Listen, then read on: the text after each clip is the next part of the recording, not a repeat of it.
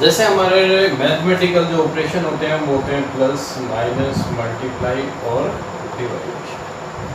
ऐसे अगर हम सेट्स की बात करते हैं तो सेट्स में हमारे होते हैं यूनियन, इंटरसेक्शन, डिफरेंस और कॉम्प्लीमेंट ऑफ द सेट। सबसे पहले हम बात करते हैं यूनियन।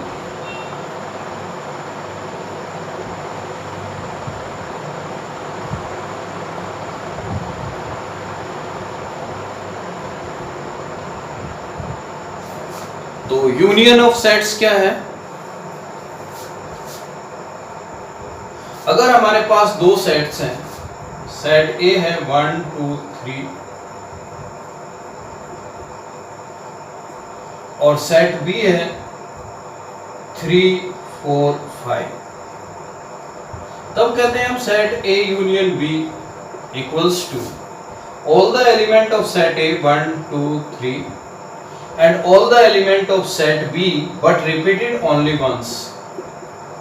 तो repeated element कौन सा है? अपना 3 है, तो 3 को हम केवल एक बार यूज करेंगे, दो बार नहीं लिखेंगे।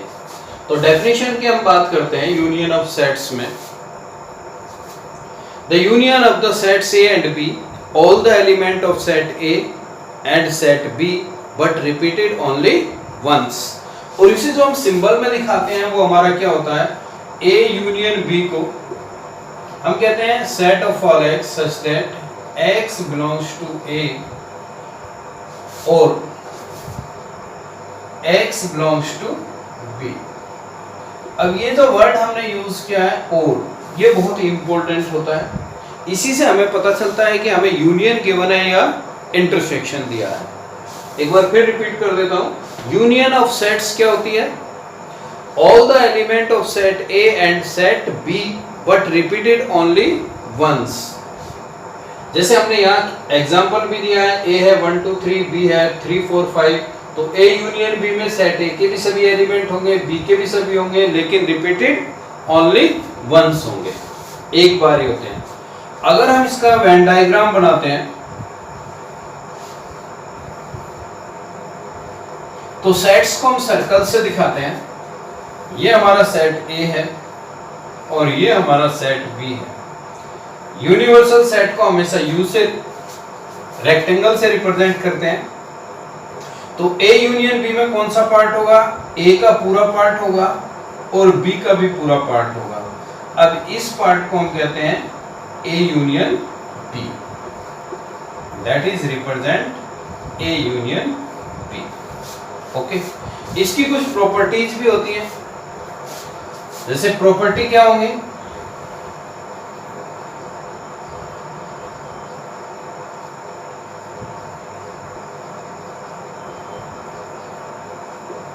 Number 1, A union B find out करो या फिर B यूनियन A, दोनों सेम सेट को रिप्रेजेंट करते हैं, क्योंकि A यूनियन B भी क्या है? एक सेट को ही रिप्रेजेंट कर रहा है, तो इसे हम कॉम्यूटेटिव भी बोलते हैं। नंबर 2 की अगर हम बात करते हैं तो A union B union C equals to A union B union C।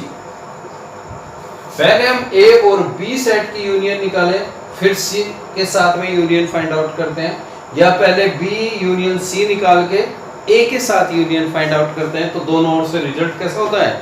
Same ही होता है। नंबर 3 हम बात करते हैं A यूनियन A, क्या होता है? A ही होगा, किसी भी सेट का उसी सेट के साथ यूनियन उसी सेट को रिप्रेजेंट करता है। Number 4, A union universal set क्या होगा भाई? U ही होगा, यूनिवर्सल सेट ही होगा। और A union phi empty set के साथ में क्या होगा? A होगा। ये इसकी कुछ प्रॉपर्टीज होती है यूनियन की, जो इस तरह से रिप्रेजेंट करते हैं। सेकेंड प्रॉपर्टी होती है इंटरसेक्शन। ये जो वेन डायग्राम है, अगर आपको नहीं पता है तो देख लो। वेन डायग्राम में हम क्या करते हैं?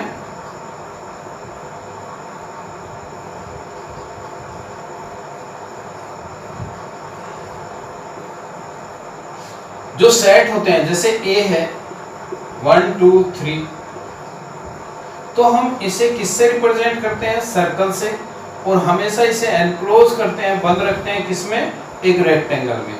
जो रेक्टेंगल होता है वो हमेशा यूनिवर्सल सेट को रिप्रेजेंट करता है, और सेट ये है जिसके एलिमेंट है 1 2 एंड 3। ओके, इसे हम बोलते हैं वेन डायग्राम। दूसरा ऑपरेशन नंबर 2 है हमारा इंटरसेक्शन।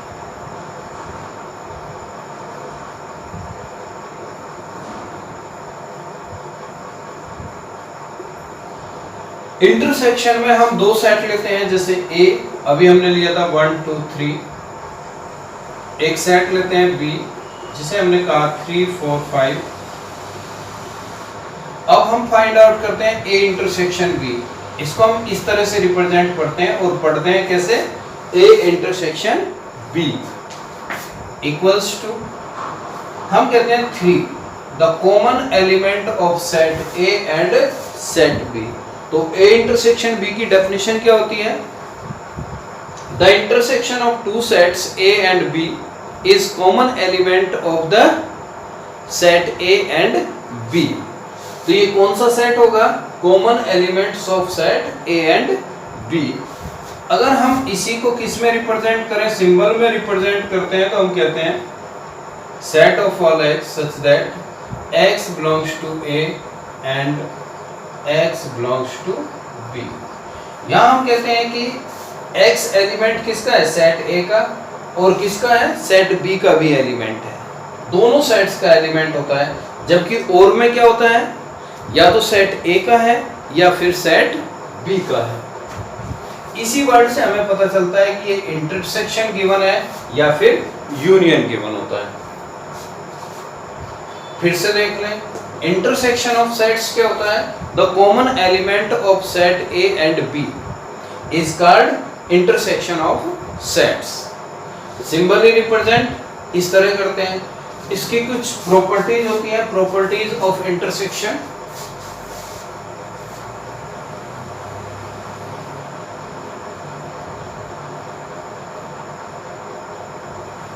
ऑफ सेट्स,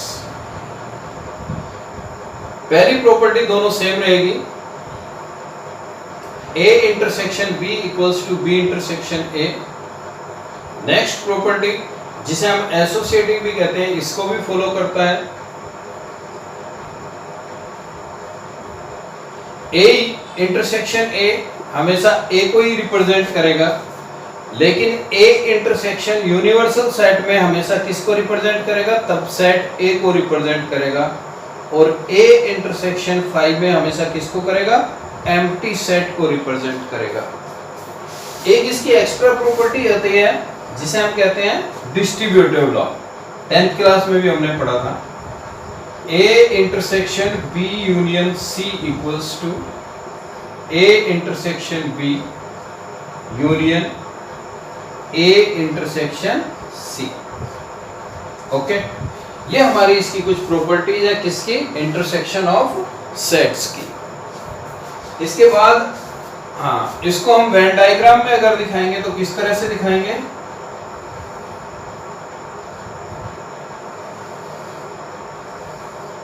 अब ये हमारा सेट ए है और ये सेट बी है। अब इसके कॉमन पार्ट की बात करते हैं, तो कॉमन पार्ट कौन सा होगा, केवल ये वाला पार्ट होगा, और यही हमारा किसको रिप्रेजेंट करता है, ए इंटरसेक्शन बी को रिप्रेजेंट करता है। The common part of the set A and set B.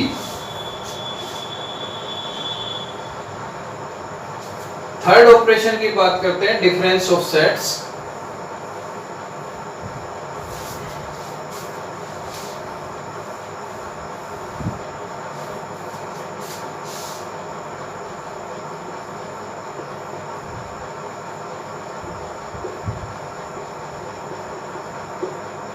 और डिफरेंस ऑफ सेट्स में हम कहते हैं कि सेट ए माइनस बी,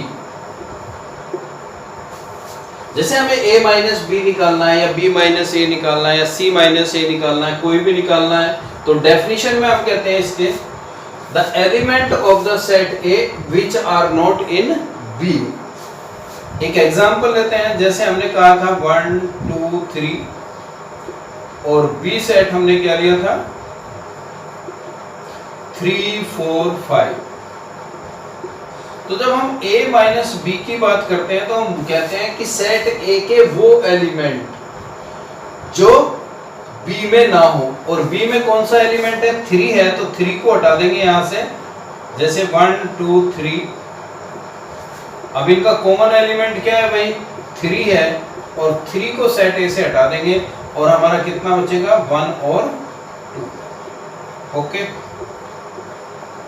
सिंबल में अगर हम इसको बात करते हैं कि a माइनस बी को हम किससे रिप्रेजेंट करते हैं, तो हम कहते हैं b डैश इंटरसेक्शन a से रिप्रेजेंट करते हैं। और सिंबल में एक तरह से और भी रिप्रेजेंट करते हैं, set of all x such that x belongs to a but x does not belongs to b।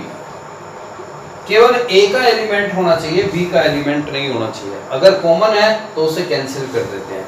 Definition की बात करते हैं तो हम डेफिनेशन बनती है इसकी, the element of the set A which are not in set B it's represent the A minus B।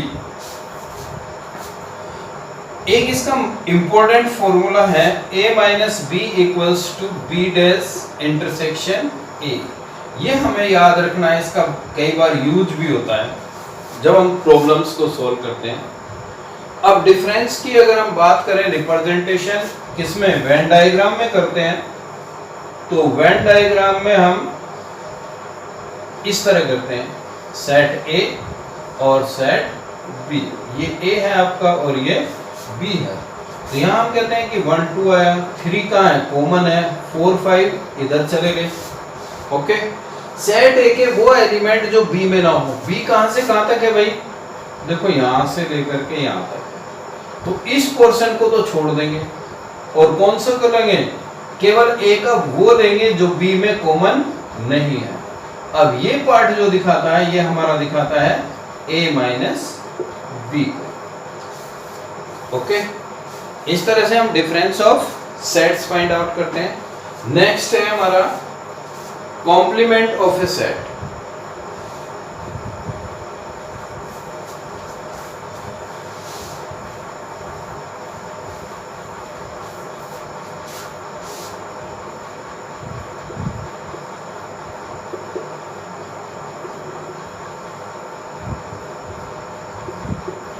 जिसे हम डैश से रिप्रेजेंट करते हैं। जैसे a डैश है तो इसका फॉर्मूला क्या होता है u माइनस a। जिसका भी कॉम्प्लीमेंट सेट निकालना होता है उसे यूनिवर्सल सेट में से माइनस कर देते हैं। अगर हम सिंबल की बात करें किस तरह से रिप्रेजेंट करेंगे, तो हम कहेंगे कि a dash equals to set of all x such that x belongs to universal set but x does not belongs to set A। ठीक है, अब जैसे हमने कहा था कि सेट A कितना है अपना 1 2 3, B कितना लिया था हमने अभी तक 3 4 5। अब हमें यूनिवर्सल सेट की जरूरत है, तो यूनिवर्सल सेट का कौन सा होता है, जो सेट A के भी सभी एलिमेंट हो, B के भी हो और कुछ एक्स्ट्रा हो, जैसे 0 1 2 3 4 5 6 7। अब ये क्या है, यूनिवर्सल सेट है, किसके लिए, सेट A के लिए और सेट B के लिए।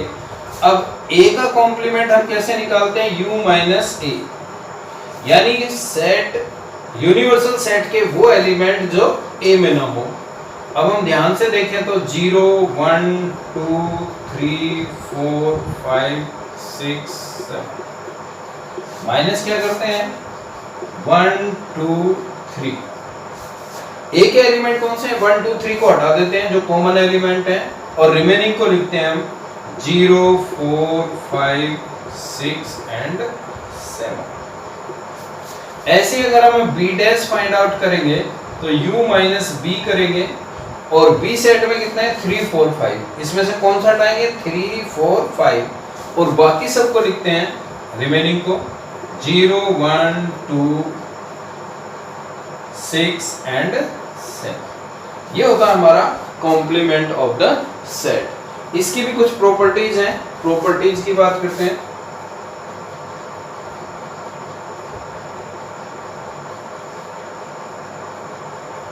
ए डैश ही लिख देते थोड़ा शॉर्ट। नंबर 1 प्रॉपर्टी की बात करते हैं।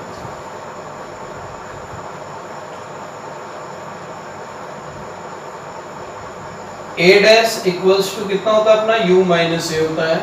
अब इसकी बात करते हैं कौन सी प्रॉपर्टी होगी। अगर हम u डैश फाइंड आउट करेंगे तो अपना कितना आएगा u माइनस, चलो ऐसे लिखते हैं 5, देन u माइनस u कितना बचेगा, यूनिवर्सल सेट में से यूनिवर्सल सेट को माइनस करते हैं।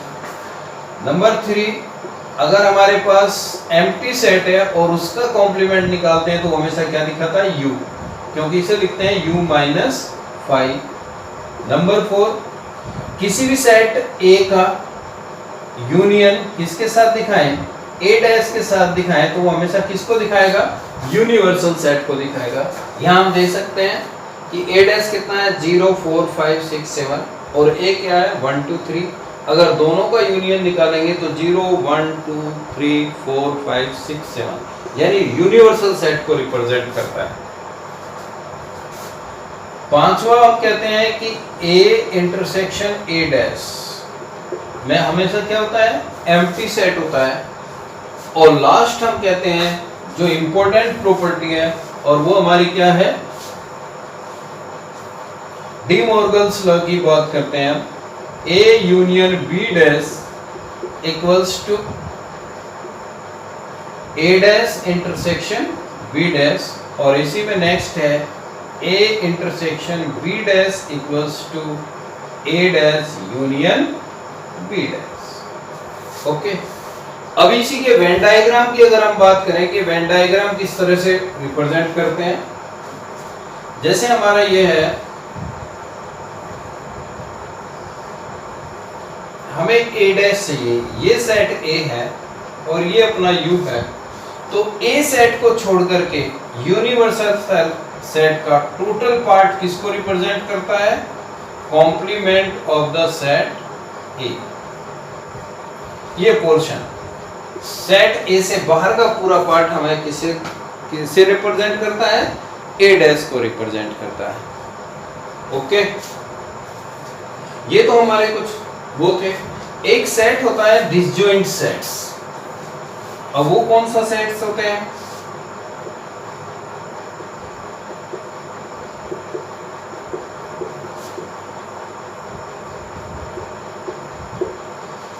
अगर दो सेट हैं, set A and set B, और दोनों का इंटरसेक्शन क्या आ जाए फाई आ, तो हम कहते हैं कि set A and B are disjoint sets. अगर किन्हीं दो सेट्स का इंटरसेक्शन किसको रिप्रेजेंट करे, एम्प्टी सेट को रिप्रेजेंट करे, तो हम कहते हैं कि ये हमारा डिसजॉइंट सेट्स होते हैं। ओके, इसमें कुछ प्रैक्टिकली प्रॉब्लम्स होती हैं जिन्हें हम सॉल्व करते हैं, उसके हमारे दो फॉर्मूले होते हैं, वो हम देखते हैं।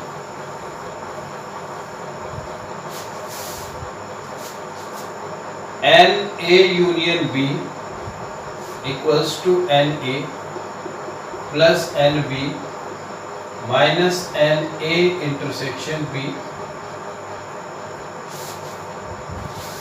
पहला फॉर्मूला तो अपना यही है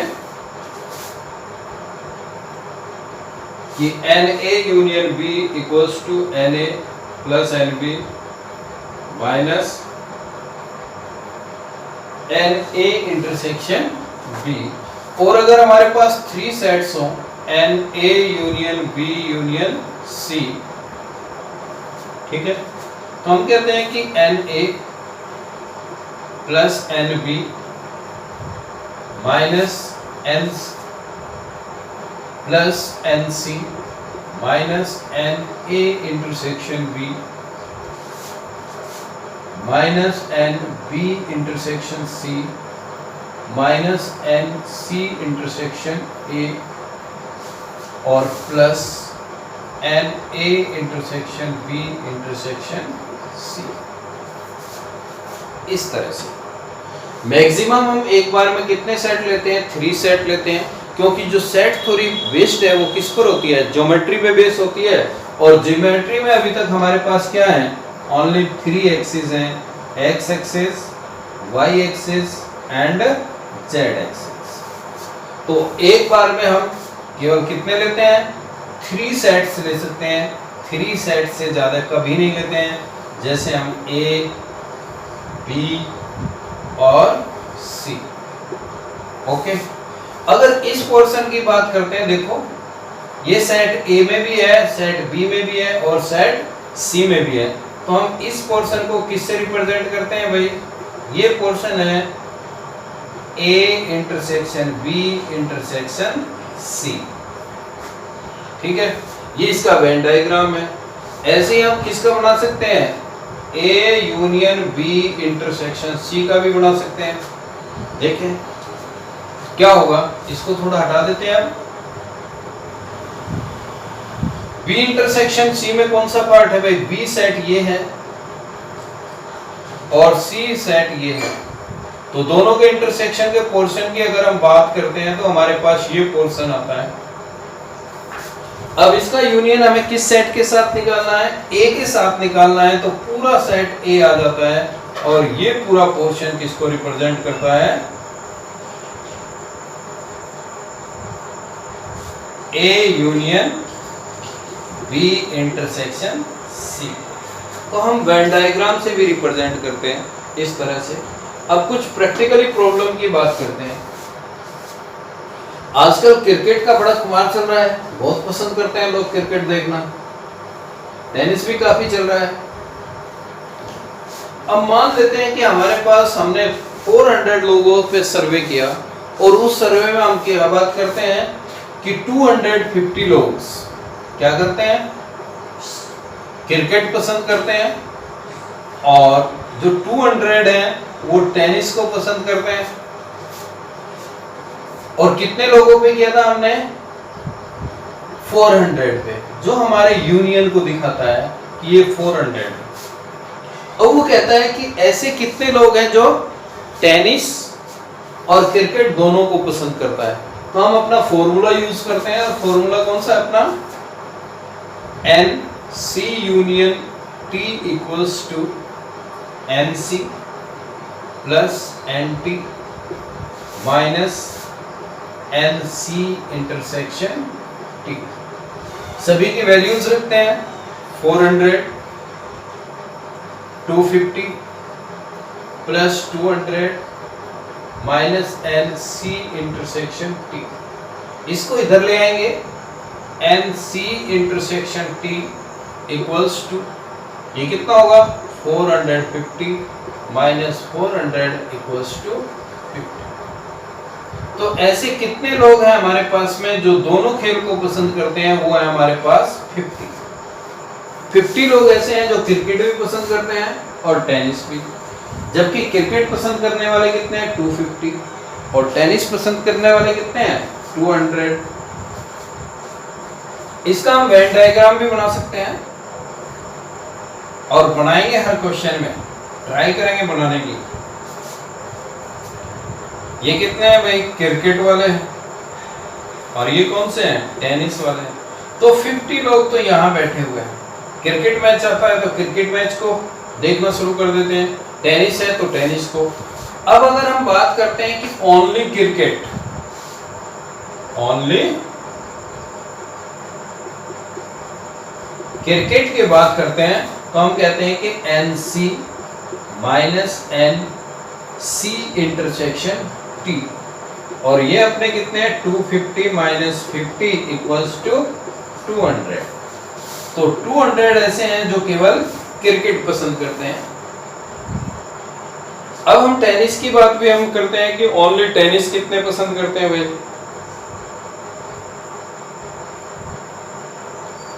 टेनिस में कितने हैं? 200 है और 50 कैसे हैं? जो क्रिकेट भी पसंद करते हैं। तो ओनली टेनिस की अगर हम बात करें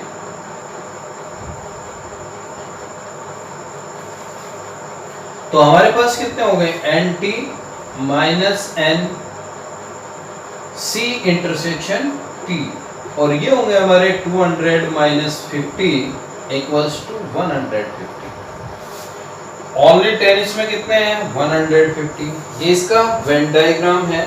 अगर हम सभी को प्लस करेंगे 200 प्लस 50 प्लस 150 तो हमारा किसको टोटल हमने सर्वे कितने पे किया था? 400 पे 400 को शो करता है। ओके,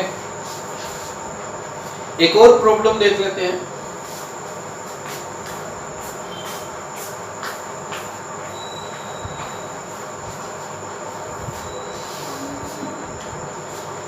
हम एक सर्वे के लिए जाते हैं और देखते हैं कि कौन कौन सा न्यूज़पेपर पढ़ता है। जब हम हिंदुस्तान टाइम्स की बात करते हैं NH, तो हमारे पास आते हैं 300 और 500 लोगों पर हम सर्वे करते हैं। और इंडियन एक्सप्रेस की अगर हम बात करें तो वो कितने हैं हमारे 350। और टोटल कितने लोगों पे हमने सर्वे किया 500 पे। तो H union I equals to 500। Hindustan Times कितने पढ़ते हैं 300, इंडियन एक्सप्रेस कितने पढ़ते हैं 350 और कितने पे सर्वे किया है भाई 500 पे। तो पहले तो ये देखते हैं कि दोनों दोनों न्यूज़पेपर को कितने लोग पढ़ते हैं। तो NH intersection I equals to NH plus NI minus NH union I। NH कितने हैं भाई 300, इंडियन एक्सप्रेस वाले कितने हैं 350 माइनस 500। अब ये कितने होते हैं हमारे 650, यानी कि 150 लोग ऐसे हैं जो हिंदुस्तान टाइम्स भी पढ़ते हैं और इंडियन एक्सप्रेस भी पढ़ते हैं। अब अगर हम इसके वेन डायग्राम की बात करते हैं,